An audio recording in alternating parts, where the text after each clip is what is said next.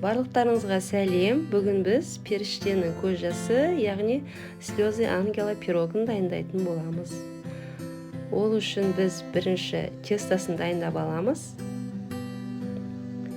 Сары майға қантты және бір жұмыртқаның сарысын қосып араластырамыз.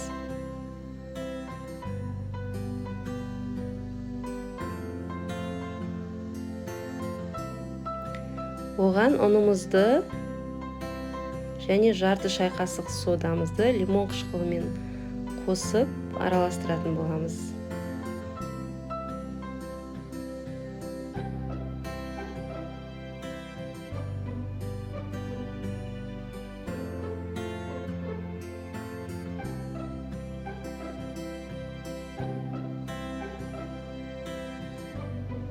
Әбден біркелкі теста болғанша араластырамыз.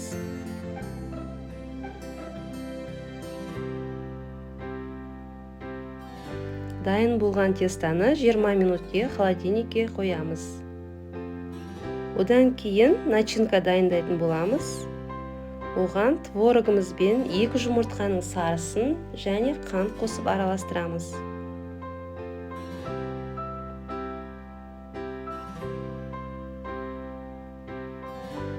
Осы массамызға қаймақ қосып тағы араластырып аламыз.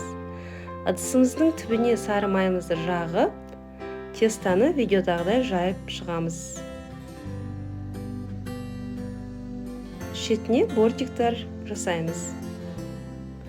Енді үстіне начинкамызды салып, пешке 20 минутқа 200 градусқа пісіріп аламыз.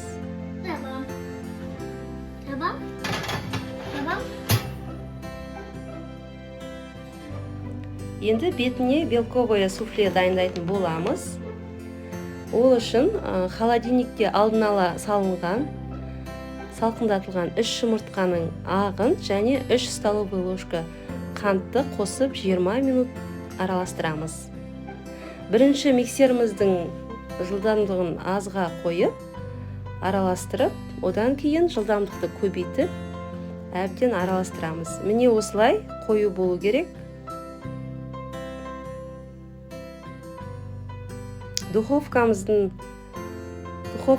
пирогты алып, бетіне осылайша жағып, әсемдеп 5 минутқа қайтадан саламыз.